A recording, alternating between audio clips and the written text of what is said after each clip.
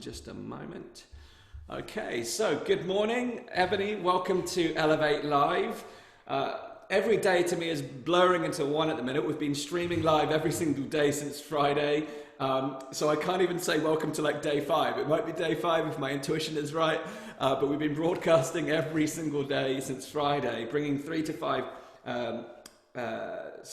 content sessions to really help people to elevate themselves at this period of time, to really take charge of their personal growth and understand how to navigate this present moment so that, you know, collectively we can get through this crisis, this pandemic, but really focus on what this situation can mean for us and the opportunity and the gift within it.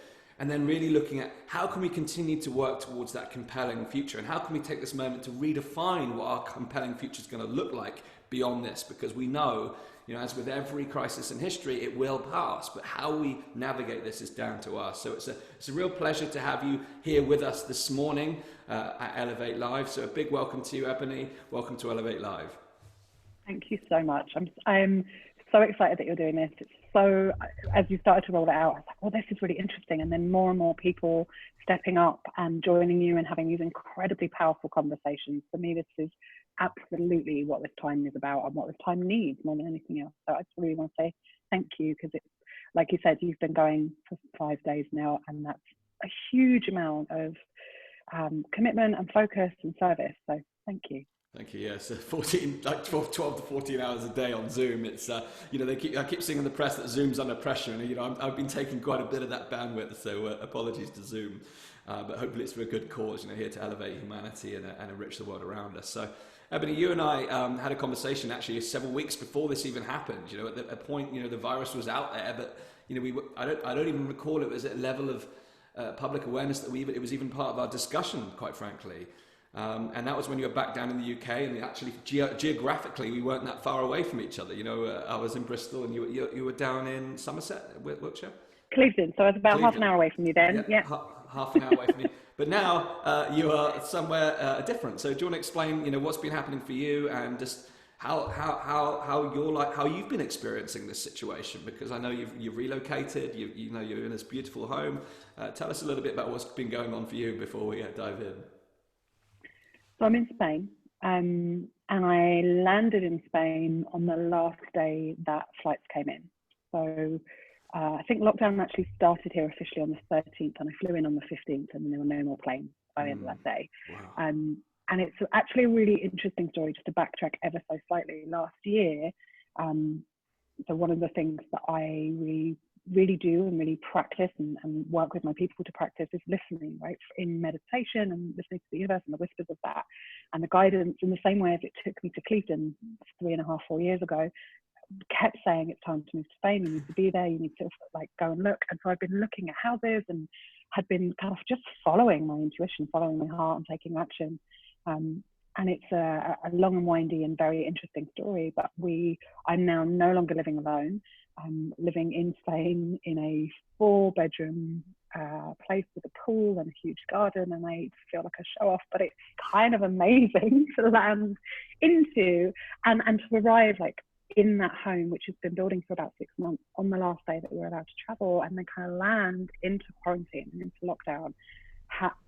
Then with another human being, because I've been living alone for 4 years, has been very, very interesting, and is kind of partly enabled me to see what a lot of other people might be experiencing. Because if I was just here on my own, not very much about my life would have changed, other than being in another country, which again isn't that unusual for me, because I am, you know, location independent, and I have an online business, and I do all of those things. So yeah, it's a very, very interesting time. We don't know any of our neighbours. I've not really left the property for 60 days or something crazy.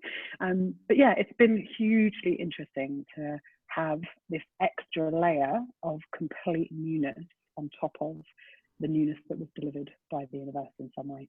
Absolutely, yeah. I think that's certainly reflective of how a lot of people are navigating this. It's there's a layer of something that we have. You know, there's the virus, there's the news around it, there's the social media, and then there's all the internal reaction to it. You know, in terms of how people are being responding to it, and how people are reacting to it, even. And I know we'll go into a little bit around that, around the nature of how people respond in crisis. But you know, I'd like to backtrack a little bit to give people some context around who you are and what you do. Yeah. Tell us what took you on this journey, this misfit journey of, you know, going out there and supporting other misfits in the work that you do. Tell us how that got started and a little bit about what you do right now. So I've always felt different, always been different. I'm called Ebonie, and yes, it's my real name. And yes, I was born in 1980, and no one else was called anything weird or different then. And so much so that one of the teachers at school once said to my parents, Ebonie's really your child is really non-responsive when I call her name. And my dad was like, what are you calling her? And they were calling me Emily, and I wasn't answering. And it's like, yeah, not my name. That's why I'm not answering. Yes. And so I've always had this kind of different life. I lived in 7 countries before I was 7. I lived in a house truck. I had a goose called Lucy. I had just a really different start in life. And that very much changed and kind of settled into normal life when we moved back into the UK when I was 7. But I went to a Steiner school. I just had a very different life. My parents were really ahead of their time. They were very open to yoga and recycling and meditation, and we didn't eat sugar until I was 3 or 4. And so there's all of this kind of stuff. And all I wanted was to be normal. We didn't have a TV in our house. I went to a weird school. I had all of this stuff. And I wasn't, like, in Steiner education, you're discouraged to wear black. Anyone will know me that knows now that is my uniform. But yeah, so I had this really kind of different and eclectic start, and all I wanted as a child was to be normal. I wanted to eat TV dinners. I wanted to watch Neighbours. I wanted to wear a shell suit. I just wanted normal so badly. And I wanted to go to the private school up the road. I had this kind of upward mobility and a desire to fit in and blend in and not stick out because I felt so different. And when I got to 17 and so the other thing about that is, like, I really knew myself. I really knew who I was. When I was a child, I could manifest things and create magic. And I saw fairies in the garden. I would talk to them. Like, I really had this incredible understanding and knowing. And then the universe or the parents or school or all of those things were like, that's not normal. And normal became this thing that I needed more than anything else.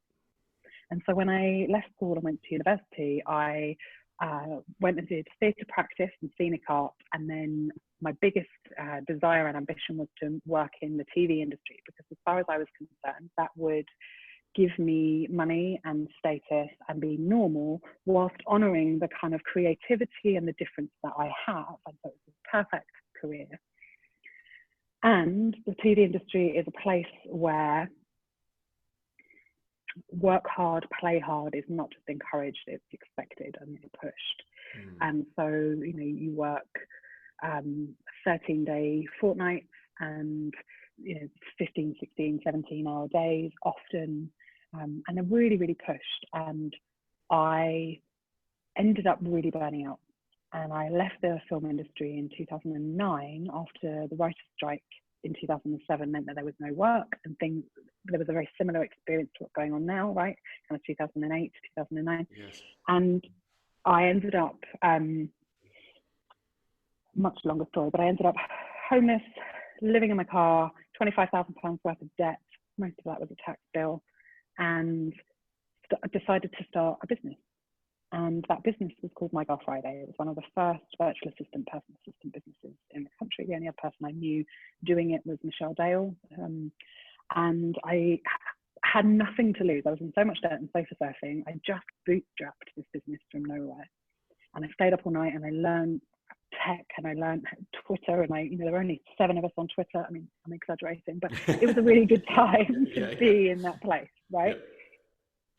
Yeah. And so, I kind of read Tim Ferriss's 4-Hour Work Week and started this business and followed my nose and made it up as I went and met people in Starbucks and did all of those things. And within 3 years, I had 17 freelancers working for me. We had clients in 7 continents. I was living in a house again. I was winning awards. And on the outside, my business looked great. I built this thing that everyone would respect and was, you know, I'd get tons of praise for. And on the inside, I hated my life. I was using cocaine again just to leave my bedroom in the morning. I didn't know how to say no. I had absolutely no boundaries. I hated who I was. I was so miserable that I contemplated suicide. And I kind of say, you know, the first one was a burnout and the second one was a breakdown. And for me, the difference is like by the second time, my insides and my outsides just didn't match. I built this business that I thought you should build. From the outside in, it looked great and it felt horrible. And I sold my car and I bought a one-way ticket to Bali. And when I was in Bali, within 6 weeks of being there, I had recreated my entire life. I had 7 entrepreneurs that I was working for and helping them make money and assisting them and having a life that was wonderful. And I was resenting paradise. And I remember the exact day that everything changed. I was in this cafe and I remember thinking, wherever I am in the world, I will still be there. And unless I face my shit, unless I figure out who the fuck I really am, this is going to continue to be my life over and over and over again. So I made the decision to figure out who I really am and learn to like it, maybe even love it or change until I did. And so that was 2011. And I came home and I very slowly retrained as a coach because I realized actually that's what I'd been doing my whole life was coaching people. And the reason I was a really good assistant was because I could pull out of them who they truly are and help them to love themselves and build the businesses and the lives that they truly wanted.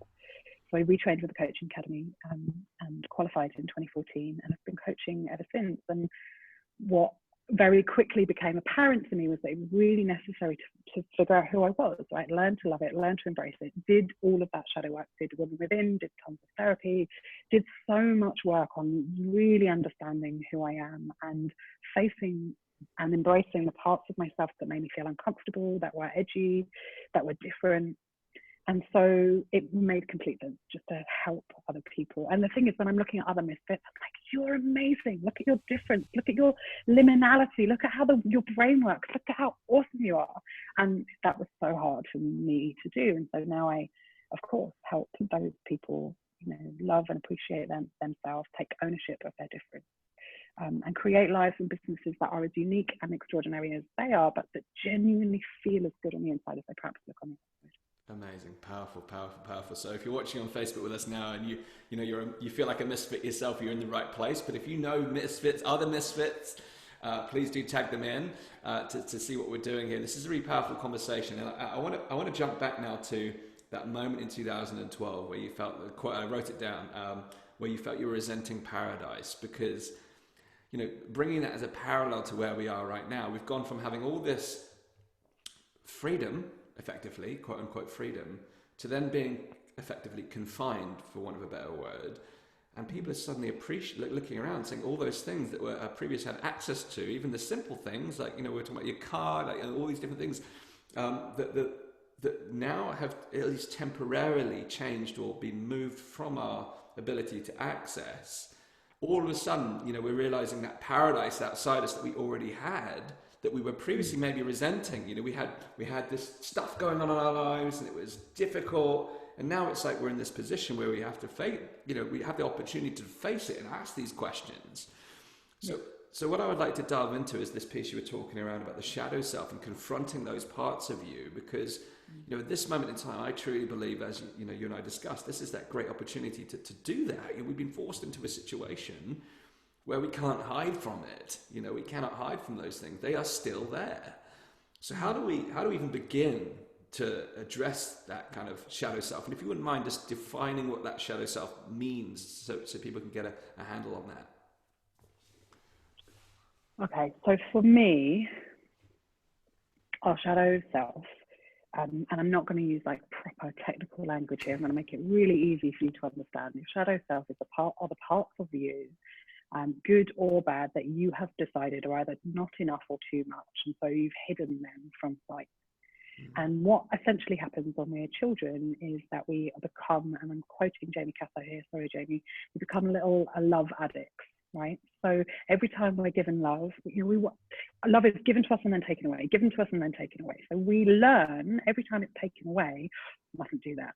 Love is taken away from me when I do that, right? If I'm too loud and too much of a show off, and the parents are like, stop it, then they're like, oh, too much, right? Edit, snip, define. And so we become this version of ourselves that is essentially a validation or a love addict.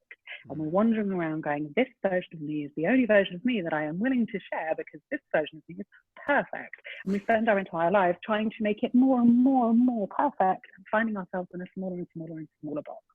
And so your shadow self is everything outside of the box that you don't really want to look at, that makes you feel uncomfortable, and that is either too much or not enough that you're perceiving as too much or not enough. Does that make sense? Yes, it does. Yes. Yes. So then how do we begin to kind of delve into those hidden parts of ourselves? Because, if we've been ingrained, and, that process really starts from early on, isn't it? You're talking about from childhood. So people's paradigms, who they are, is developing from those, those trigger response moments right from the very earliest of age. So we're trying to shape and mold ourselves to this approval machine, validation machine. So where do we start to unfold? Like, what parts have been hidden away from us? So the first part is just to give you a precursor across the board for everyone who is a serious perfection addict or A-star student. Like, you cannot do this in one go, and there isn't a done. I'm not going to hand you a certificate and go, you are done now. It's an ongoing thing that will happen probably for the rest of your life. And that the first thing we get to do is really approach it with an attitude of curiosity over expectation, and kind of participation instead of perfection, right? There is no right way to do this. There's no wrong way to do this. You get to, when I say come into it with curiosity, it's like, if I wasn't being so judgmental, how would I see myself? Or what would I think about these qualities or these parts or these ways of behaving? And essentially, as coaches, we start to look at the way that people are in the world. And one of the first things that you recognize is that you have control over how you feel, how you act, react, behave, and respond. And no one else is, right? You don't get to control how everyone else thinks, behaves, responds, acts. You only have control over those things. And you do have control over those things, right? No one else is making you behave in a certain way or respond in a certain way. That we have control over those things. So that's the first kind of truism, I think, or thing to notice. Then in this particular time, we're being given such a gift because we are confined. So the situation that we find ourselves in means that all of those things that normally niggle you, trigger you, irritate you, annoy you, and that you would normally, you found some coping mechanisms or some strategies for, whether that is working, eating, sleeping, all of the different things that we can do, or maybe it's just leaving, right? You're like, I'm not having this conversation, I'm going to go for a walk. Turns out you can't do that now. So we have strategies, right? All of us have strategies. And right now, the usual things we've got this huge pattern interrupt, and the stuff that works is not working anymore. And it's in those places that you're being shown what your stuff is. So, here's a question then. So I went to, in 2012, I went to Tony Robbins' Date with Destiny program in Palm Springs at the time. And he was sharing how, the 6 human needs according to his own research. And he said, wherever he presents a seminar, anywhere in the world, the top 2 human needs that come out typically are significance and certainty, And one of those in particular, certainty, is being challenged pretty hard right now, and I'll come back to that. But significance, the piece, looking for that validation, the behaviors that we demonstrate are looking for that approval or that validation. We're looking to be significant and seen in a certain way by others. However, based on what we've talked about so far, those behaviors, I suppose, if they become from based on what Tony is saying there, they're essentially what that means is they have become our normal. So, when we look at the shadow self, you mentioned that, some things may be suppressed, but some things may be in excess. And I suppose there's those behaviors which are on the excess where we're looking for that approval and validation, but they've become our normal. So we're not even aware of it. And it takes a mirror to be able to see it. So how can someone even get under that surface level and see in the mirror what's real if that has become their new normal? How do they even begin to unfold those kind of excess approval seeking or excess external validation seeking behaviors if it's become their normal? I mean, how do we unfold that? Okay, so something I want to share first, which is yes. Tony's approach is incredibly masculine and works in a patriarchy which is crumbling away and it doesn't exist anymore. So first of all, of those 6 human needs, we have certainty, uncertainty, significance and connection. And what I have noticed across the board is that for the most part, and I recognize that first of all, I'm talking stereotypical and across a whole huge data set. And 2, when I'm talking about masculine and feminine, I'm talking about energy, not gender, okay? The masculine has been taught that in order to thrive and be successful, significance is where it's at. And that means that as a society, most of us have been taught that significance is the thing that we chase. Power and status, significance, validation, right? But the masculine has been taught that through significance, you find connection. If you have a really good job, if you make lots of money, if you've got a big car, if you've got a big house, you will get a partner, right? Yes.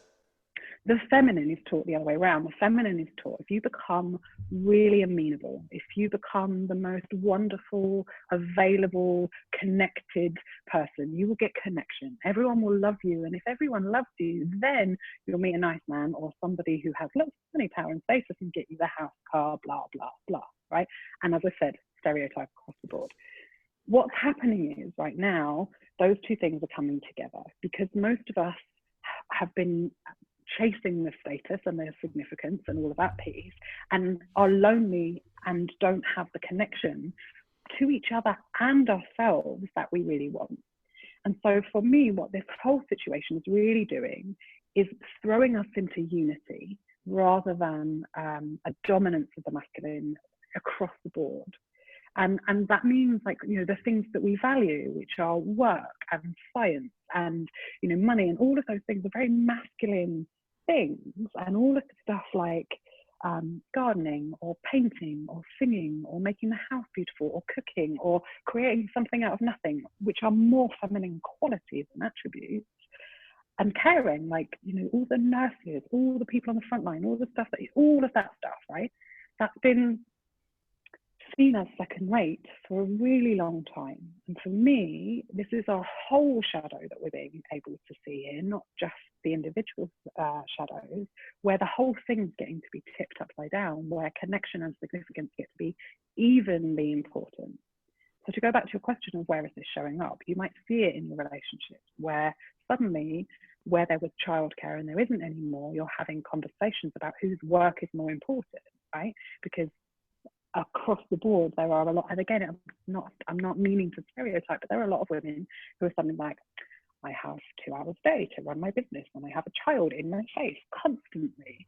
And there's lots of stuff like that. That's shadow stuff that gets to be worked out between you. Does that make sense? It does. Yeah, it does. It does. So then once we've kind of identified the behaviors, you know, say we take a look in the mirror and say, hang on a minute, how is this serving me? Then how do we actually, for those things in excess, before we look at the things that are perhaps hidden and suppressed, how do we then course correct or begin to change in those areas where we're suddenly finding ourselves, actually, is this the right thing for me to be doing, or is this who I really am? How do we start to course correct and make adjustments in that regard? Okay, so the things that are in excess tend to be the things that you want to go to. So I'm going to give you a personal example. So what I've seen across the board is that 2 things are happening. First, our inflated masculine comes out, and then our wounded feminine comes out. And what that looks like is inflated masculine, in my case, is a messiah complex. Everyone needs me. I have the answers. I must show up for my clients 24/7. I must be available. So that first week where everyone else is like, I'm having a holiday, I'm really tired, I'm sleeping, I'm not at work. I was like, I have been on Zoom for 17 hours a day for 7 days. What are you talking about? Now, that's my masculine going, work. Work is what I do when I feel uncomfortable, right? So when we're in a threat crisis or we're in a threat situation or a crisis situation, our go-to behavior of our inflated masculine comes out. So maybe you have been working more, maybe you've been providing more, maybe you've been, you know, whatever it is, you will see where your first response was. That tends to be your inflated masculine. And then when I stopped, had a weekend off, really allowed myself to relax, then I went into my wounded feminine of like, someone needs to rescue me. right? Like, it's going to be terrible. Nothing, no one's ever going to work with me again. I feel really sad. I'm completely out of control, and went into totally my little girl and wanted someone to take care of me and make it all better. And those are the two extremes that we have, and everyone will have their own version of that. Absolutely, absolutely. I mean, as you were saying, I was relating to that. As soon as I just got back from honeymoon a couple of weeks back, blissful experience in Thailand over the, all these beautiful waterfront locations, and landed back into the UK. Not only was the sun gone, but we landed in the midst of what's going on here, and the way that the Western world is responding is very different to the way the Eastern world has been responding on so many levels, not just from a practical standpoint, but from an emotional and spiritual platform as well, perspective, sorry. And I went straight into that heightened state of masculinity, and it was like, right, I've got to do something. And, something that I put together here would normally take, if I was to plan something like a virtual summit, I'd probably spend 3 to 6 months of campaigning and recruiting speakers and pre-launch and all that sort of jazz. I was like, no, can't wait. It's happening now. 4 days of prep, live on the 5th day, we're going. And, I've been in that 12, 14, 15-hour day cycle since. And what you also did, you went into your inflated masculine, right? If I can do this all on my own, and I'm going to do it now, and I'm going to get it out, and la la la la. And then I really want to honor you because you've done the work, right? You then went, I need some help. Yes. Actually, I'm going to allow some other people, I'm going to receive, and I'm going to allow some other people to join in and co-create with me, and we can share this load, and it is a gift to the world. And I was the visionary, but I don't have to do every single part of this vision. And that is where we're headed. We're headed to a place where we each get to do the bit we're really good at and enjoy, and it doesn't have to be pushing and struggling and hustling anymore. Yes. And I've become more and more consciously aware of that. That's why I wanted to share it, because actually certainly over the last 3 to 5 years, having that deeper awareness of my the feminine energy, the creative energy, the flow, and the ease that can come from that ability to receive. There's such power in understanding the polarities within us and actually embracing them. And we have to remember that the very act of becoming a human being takes two things coming together, and innately encoded in them is masculine and feminine energy. We're not talking male, female here, just to be very clear, because if someone's hearing this discussion for the first time, they're often saying, hang on, man, woman. We're not talking man, woman, we're talking masculine, feminine energy. And for a long time in my life, I suppressed, and now perhaps this would be a good segue to talk about the suppressed side, because cultural conditioning, and it's so interesting when you travel the world and you experience different cultures and see how life is so different in different places and how things are conditioned. But certainly in the UK, in certain parts of the UK, masculinity for many, many years has had a very distinct definition, and it's almost had a brick wall built around it, preventing any feminine energy getting in. And that's been and it makes my heart hurt so much. Oh, yeah. Well, the male suicide rates in the UK and around the world suggest that it's making a lot of people's hearts crumble, let alone hurt. It's causing us to lose lives. So this really is an opportunity to look at the suppressed side, because there is such power in both polarities. And over the years, I've seen different advocates of the feminine energy and the masculine energy, but they're almost still speaking of each in their own virtue, rather than the blend and the balance and the interconnectivity and the duality of it all. So I'd love to talk about this now. Sorry. We're in. Yes, go. So this binary nature and the polarity, the polarity is sexy, right? Like when you bring polarity together, that's where you get that spark. It's where you get the creativity. It's where all the good stuff happens. But where you have that binary nature, where it's like the masculine is here and the feminine is here, and never the twain shall meet, and also they need to hate each other and never work together, it's so unhelpful, right? So you must be a man, you must be only masculine. You must be a feminine, you must be a woman, you must be only feminine. What? No, that's not how it works, because we're human beings and we have duality, and we have this incredible 360-degree capacity to hold two things at once. And that's what's so cool, and why everyone is so sad and living ridiculously grey, two-dimensional lives, is because they're ignoring this whole other part of themselves. And when you embrace it, absolute magic and creativity can happen. Yeah. So where does the jumping off point in that? I mean, especially within the cultural condition we've been talking about, and there's all that Yeah. resistance, which is then reinforced by peer group, family, all kinds of different things. How do we then penetrate that to actually step free and address those suppressed parts of ourselves? I mean, I would really like people to not have to do it how I did. I mean, you hear about people having these kind of dark night of the soul, or like ending up in crisis situations, right? And so most often, like, let's remember that the body is always trying to heal itself. It's a self-healing machine. If you cut your hand, it scabs over and it heals and a new skin grows, right? Like, we are essentially created to heal. We are trying to heal all the time. So you might find yourself in a relationship with someone who is essentially your mum or your dad, or a combination of them both in a human skin suit. And that is literally your spiritual self saying, oh, there's this stuff that you have got that hasn't been healed or hasn't been looked at. Let's give you a mirror so that you can heal it for yourself, right? And that's what our relationships do. And so this time in history is giving us all sorts of circumstances and situations that might feel like it's the other person or like it's happening to you, but it's happening for you, and it's not happening in the other person, it's happening in you, and you're just getting to witness the environment or the tank or the space where your buttons are pushed.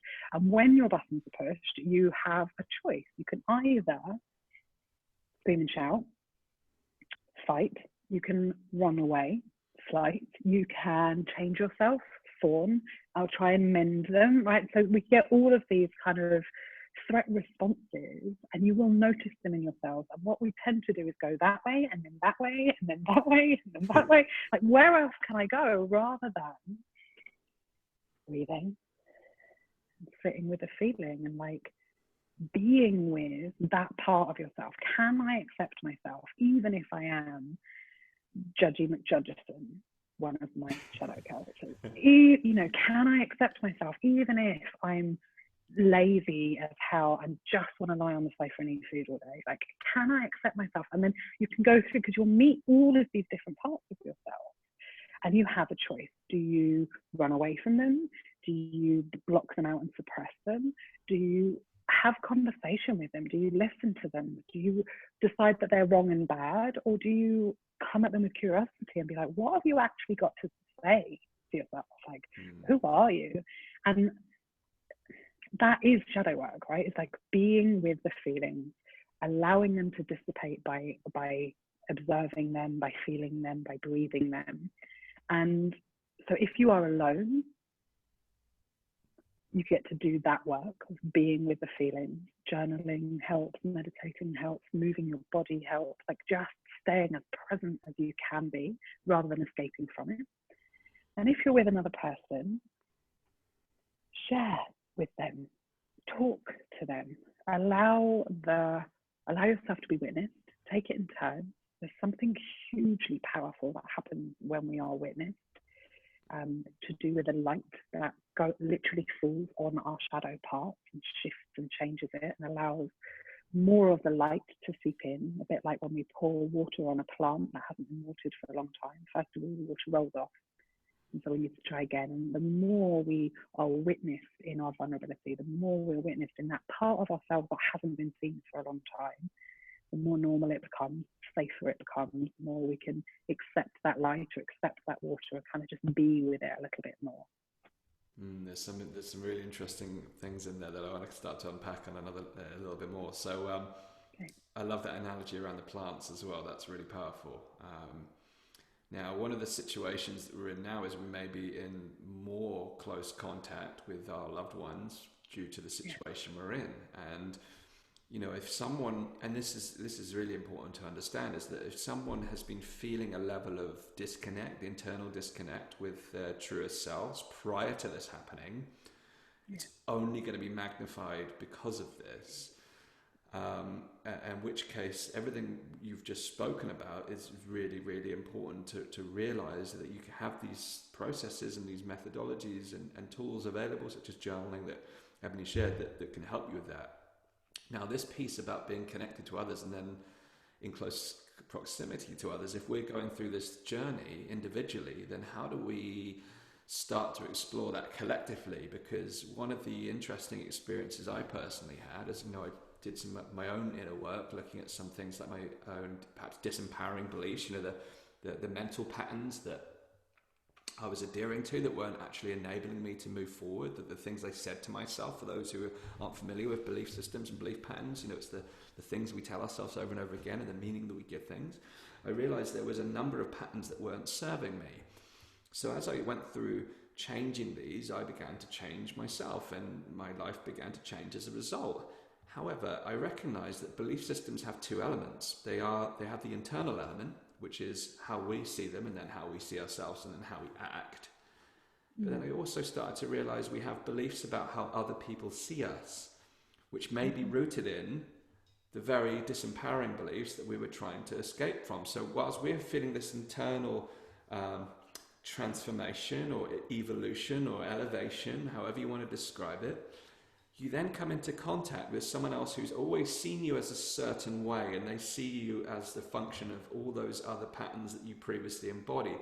So then you revert back to that version of yourself that you have been trying to change in order to live up to the beliefs that you have. And again, they are beliefs, the perception of how you think that they see you. So that was like a next level of transformation for me. It's okay, I need to go to work not only on my own beliefs, but my beliefs about how I perceive that others see me. So you're in this position at home now, you're doing some inner work, but then you've got someone else there and you're thinking, well, they think I'm this person, but I'm actually this person. So how do we start to then develop that coherence and congruence so that we can live fully in accordance of who we really are, regardless of the beliefs we have about how we think others see us? So what's really interesting is that internally, as you're talking, my default pattern runs, which is like, you just leave, right? So one of the things that happens in the personal development world is that as people do their personal work, their relationships shift and change. And some of the friends that you had before fall away, and you know, patterns change, your job changes, your life changes, and there is a part where you get to grieve your old life. And you know, there's a part where we get to, because you can't change anybody else, you can only change you. So if it's not working anymore, then there's an acceptance of like, there is a death of everything, and sometimes it's a relationship, and sometimes that gets to dissolve, and it can be sad, and you get to feel those feelings. And in normal life, we get to move on and trust that there'll be new people and new relationships who are a vibrational match and who see you for who you really are in this new place, as you're sending out this new vibration, this new energy of who you want to be in the world.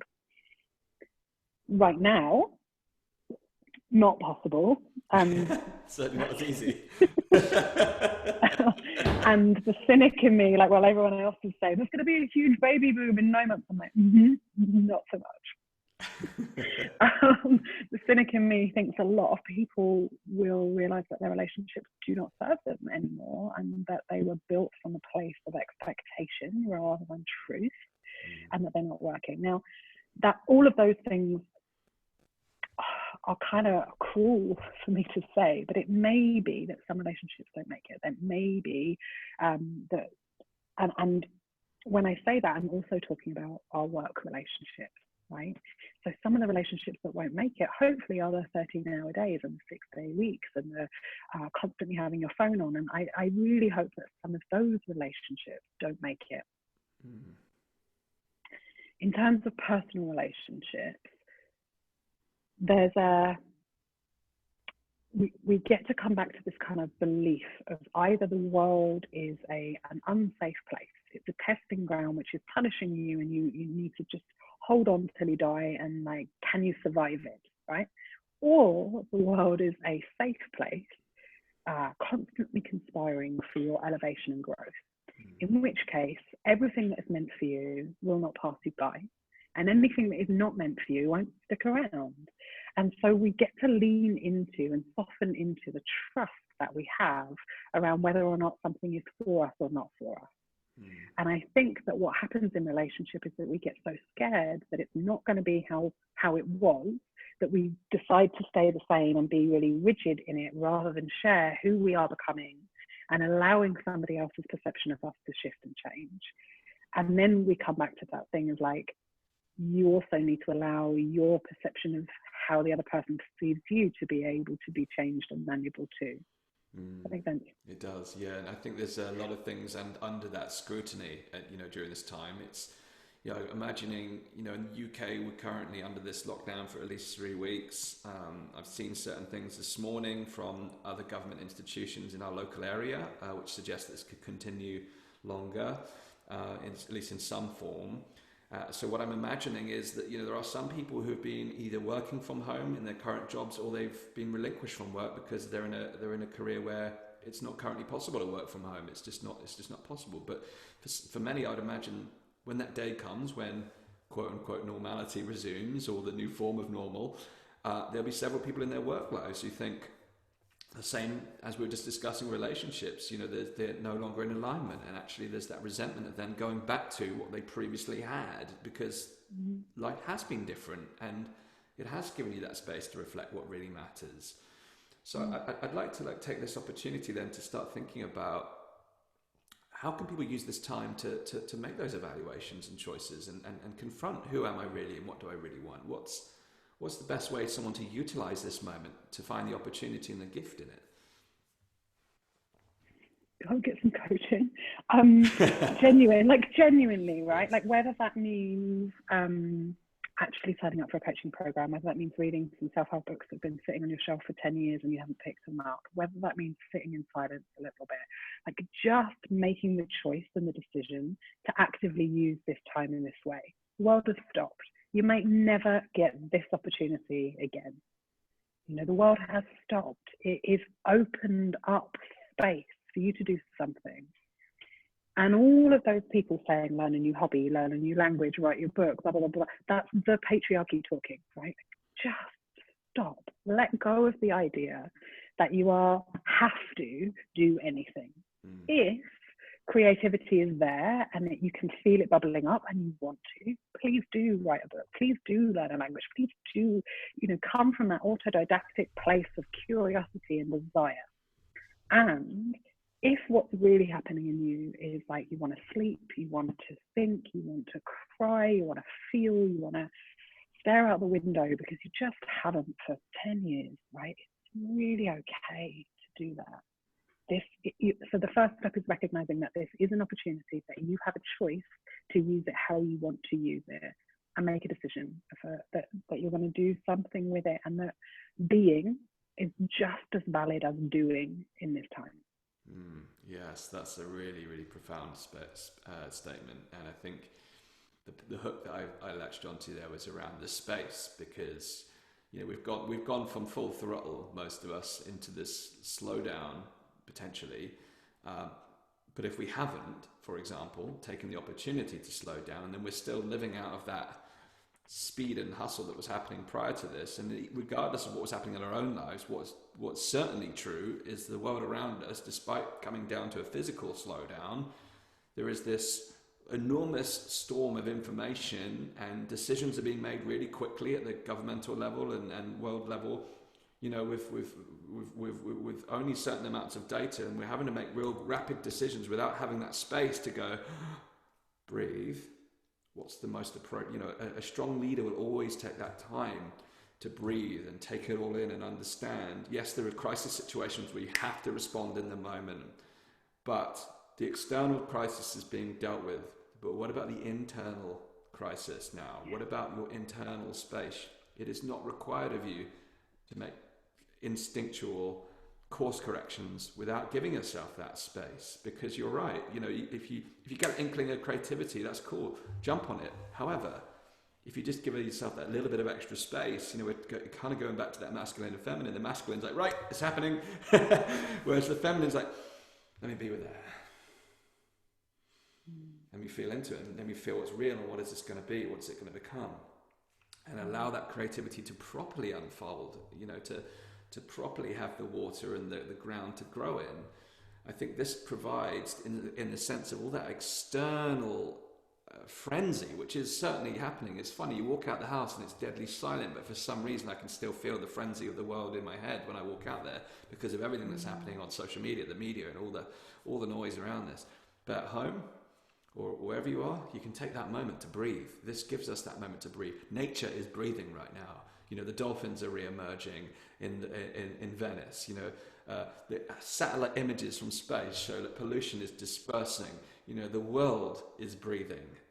The world is breathing, and this is our opportunity. And I think in the final furlong of this session, I'd love to kind of delve into an expansion of this conversation, from finding the space for yourself to go in, but then what does that mean for us collectively, and how can we use this to tap into our own spiritual awareness and develop our collective consciousness? So I'd love to just hand over to you to pick up on that strand. So it's really interesting to, first of all, just observe the different way that we find answers. So the yang, or the warrior, or the masculine, asks a question and then goes looking for the answer, right? We'll go, is it here? Is it here? Is it here? Is it here? It's a busyness, and we're like, I must find it. I'm going to find the answer. I'm going to look in every room. The feminine way is to ask and wait. And it will come to you. I woke up in the middle of the night and was like, that's the answer to that question, right? And wrote everything down and woke up to this incredibly profound piece of writing because I'd asked the question and then left it to the universe for the answer to come to me. And the feminine, like generally, again, not female, not women, but the feminine is connected to desire. That's where the desire comes from. Like, what do I want comes from the feminine. The yin directs, yang acts, but you need that yin first. Like you said, if you wait for the answer, the answer will come and it'll be really clear and it'll have clarity. It's going to look like this and it'll take this long and it's going to be with these people. There's complete clarity. You experience that. Yes, absolutely. 100%. And then the yang goes, okay, I will be the brawn in this, right? And like gets it to happen. And that's incredible. Now, every single one of us has that capacity within ourselves. And personally, I imagine a world where where all of us have integrated masculine and feminine. No one would be at work from 9 till 5, Monday to Friday, 350 days a year. That would be like, well, whatever. Like, it's just crazy for us to be in our yang, all of us, all of the time. It's unnecessary. We just don't need to, because we have enough of everything now. And so if we all slow down a little and we all really learn, which again, this opportunity is giving us, like, what do I actually need? Do I need to hoard money? Do I need to hoard toilet paper? Do I need to hoard rice or flour or anything, right? No, not really. I probably don't want to eat bread for every single day for the rest of my life. Anyway, if we all slowed down a little bit, we're actually able to go, what do I want to eat today? Oh, I'm going to go and get those things. Our world would look entirely different. And so I guess in answer to your question, like, where we get to go from here is to really integrate. And for most of us, that means honoring the feminine a little bit more. Most of us, that means going into those soft, unarmored parts that feel vulnerable and scary, and shifting the belief that we have around vulnerability, that it is, instead of it being weakness, it's absolute strength and courage, right? Like, the most powerful thing you can be is authentically yourself. And so any misfits listening to or watching this, it is time to step out of the shadows, because you guys have actually done more of this work, because you have not fitted the norm, because you have looked different or felt different or sounded different. So now you get to own that, because difference is about to be exonerated, because we need it. We need creativity. We need people who understand the liminal spaces. We need people who can match and go, oh yeah, that works with that. Like that, the world is changing. So what worked before will not work anymore.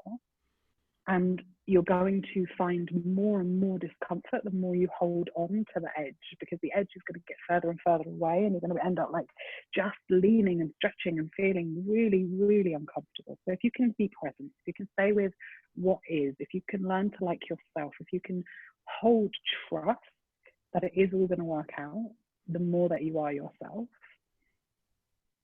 I foresee something really magic happening, where we all continue to have more space, where we all like ourselves more, where we're not in competition constantly, and where we don't have to hoard or be in kind of holding on mode all of the time. I mean, certainly that's been one of the biggest lessons for me throughout this journey. Is, you know, every morning, and I write in my journal, it's, you know, I relinquish my hold on this situation and trust that there's a power greater than me at play. And there is such a release in doing that, because you know, the control is a masculine, again, a tendency.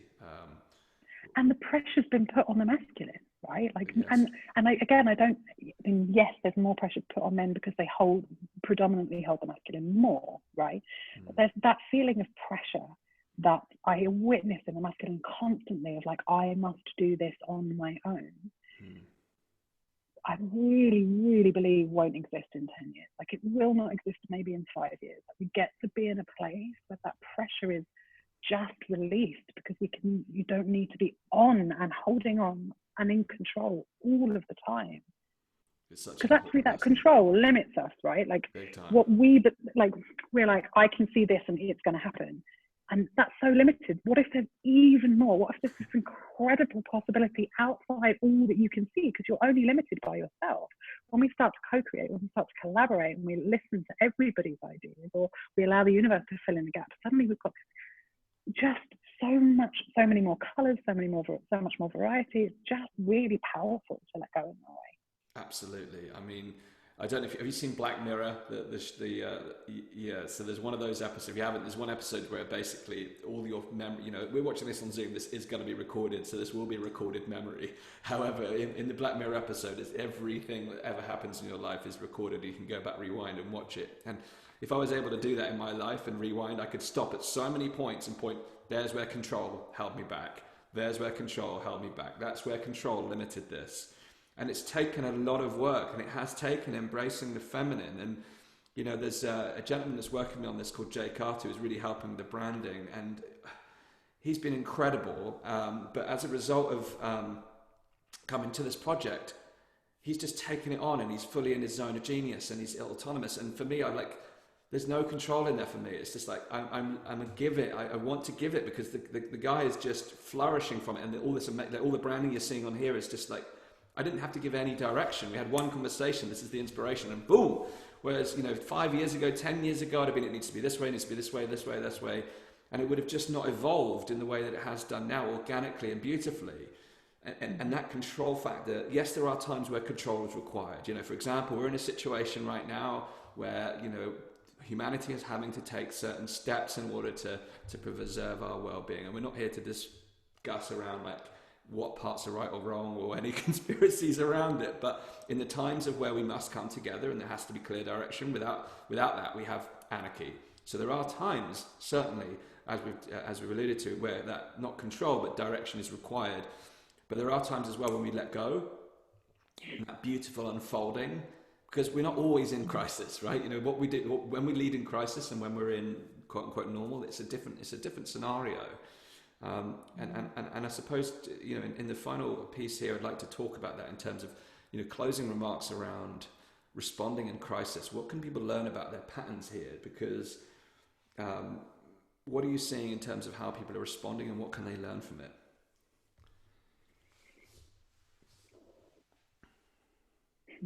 Okay, so there's something that I'm going to share that's kind of personal, that I think will help other people as well. So one of the things that I have done is really recognize my masculine and my desire to control and to be in charge, and to have it all together all the time.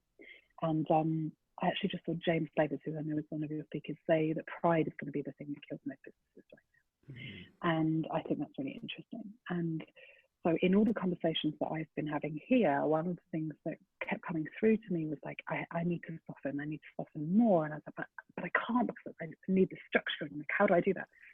And Jonathan Beale is also a coach, and we are now living together, and we have been talking about his brand and my brand, and this nudge just kept coming through, this little thing of like, invite him in. I don't want to, it's mine. invite him in, right? And so it's like, let go of your pride, like, what can I do in service of the community? What can we do in service of the a community?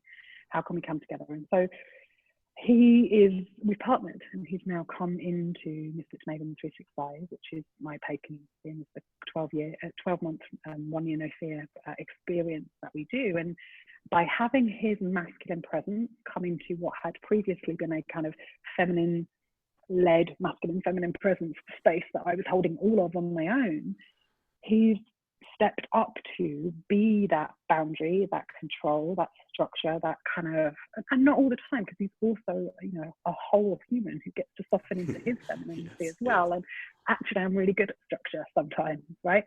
But together, we're allowing each other to really be true to ourselves.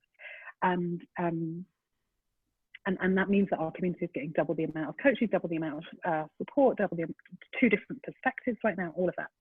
Now, I share that, 1, because I massively want to plug it, but 2, because it involves listening, hearing that nudge, and then being obedient, which is the masculine, right, within ourselves. Going, I am going to take action on this. And so every single one of us can be doing that right now. Somewhere within you, there will be a desire, a nudge, a voice, and that is your feminine voice telling you what it would like you to do. And then your masculine gets to be courageous and step up and take action and do it. And I can't tell you what those things will be in your life, but it might be sharing a truth. It might be doing something differently. It might just be like whatever you would normally do, that is your pattern, whether you would normally work harder or control more or want someone to rescue you. Like, you can recognize your own pattern. And this is an opportunity just to experiment and try something different in the next 12 weeks while no one's really watching, because they're all paying attention to themselves right now. Absolutely, absolutely. I think this is an opportunity to stand up and claim who we really are and to stand out. I remember very early on in my personal development journey, I went to one of Andy Harrington's seminars, and he said, you know, most of us have spent our lives trying to fit in, yet we were born to stand out. And there is no greater time to take that opportunity to stand out. And what I would like to invite people to do is to come and check out your community. You know, you're leading the Misfit revolution, and you know, the word misfit, you know, it means so many different things, but you know, we are all unique. In my view, we are all misfits. You know, we are all born to stand out, and once we claim those nuances of who we really are, that's when I really believe that hole in the consciousness will begin to shrink, because we are living authentic to ourselves. So if you wouldn't mind, firstly, share a little bit about the Misfit community and how people can come and find out more about you and your work and how they can plug into the Misfit tribe. So the whole program is called From Misfit to Maven, and Misfit you've described eloquently. You know, if you're a square peg in a round hole, or you know, there's a part of you that desperately wants to stand out, or it just is different. And most often, and I feel like this is important to share, a Misfit is different from a rebel. A rebel actually is like in reaction to something and is going out and like being loud and proud around it. A misfit is a people pleaser, is a little bit ashamed, a little bit shy of some parts of themselves, right? That is magic or different or powerful in some way. And a maven is an expert by experience. It's an old Hebrew word, and it literally means, you know, taking ownership of all of who you are and knowing that that is enough and exactly who you need to be. As part of my process, I developed a tool called the value filter. And it's essentially a value elicitation process that takes you right down to having 3 core values. And I do this because it's a little value filter triangle. And the top is the one that you are seeking, this thing that you want, which for most of us is freedom and belonging. And then the bottom 2 corners are our masculine energy, and it's a word or an anchor word, and a feminine energy or word. And your only job as a human being is to be in your value filter at all times. Wow. That's it. That's the purpose of life. And how we express that, what we do for a living, how we show up in the world, is only ever an expression of your value filter. And yeah, when you have that, everything changes. It becomes a compass. It becomes your true north. All you need to do every single day is figure out, how do I get myself a little bit more in this value filter today? And it will tell you whether you need a little bit more masculine energy or a little bit more feminine energy. And I help people to come up with ways that are free, cheap, quick, easy, and don't involve anybody else to get back in that value filter every day. So we have a community, a free community space on Instagram, which is called the Value Filtered Living Community, where we talk a lot about value filters, how to live a value filtered life, what that really means. And that's entirely free. We do a lot of behind the scenes stuff, IGTVs, trainings, stuff like that, where I can share a little bit more about how you get to be your true, authentic self without compromising, without breaking, without hurting anybody else, like all of the things and all of the fears that we have about being our true self. Wow, I love the triangle. That's a very unique way to look at values. I instantly want to explore that. So how can other people access? Obviously, got the free community. If they want to go through that process, how do they do that? I mean, what's Well, funny you should ask. I put together a value filter masterclass. It's about an hour long. I walk you through the value filter elicitation process, and then there are some other people in the class where we talk through theirs, so you can really see it being models and you can get yours out of it. And I am giving the Elevate community 50% off that with the code Elevate. Amazing. So the link for that process will be on Ebonie's speaker page and within her talk. So if you tuned in live and you're thinking, my gosh, I wish I'd seen that from the beginning, don't worry, we got you. All of the live recordings that we've had here at Elevate Live are available within the platform. So all you need to do is go to elevatelive.heysummit.com. That's elevatelive.heysummit, as in heysummit.com.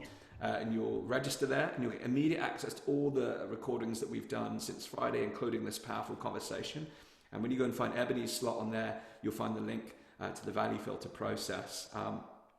And you'll be able to sign up and take part in that class. And I'm excited to do that. You know, this is a really, really cool process that I'm fascinated to learn more about, because I've done a lot of work on values, but the unique way they presented that is really, really powerful. So do encourage you to go and check that out. If that's not for you right now, go and check out Ebonie's Instagram community and Facebook. But I do encourage you to come and look at all the resources on Ebonie's speaker page here. It's been an absolute pleasure having you with us this morning. If you're watching on the replay, whatever time you're watching. So Ebonie, thank you so much for being part of Elevate Live. It's been an honor hosting you. Thank you so much, Dan. And for those of you watching right now, this is the first session you've tuned into, we go live 3 to 5 times a day right now through lockdown and beyond potentially.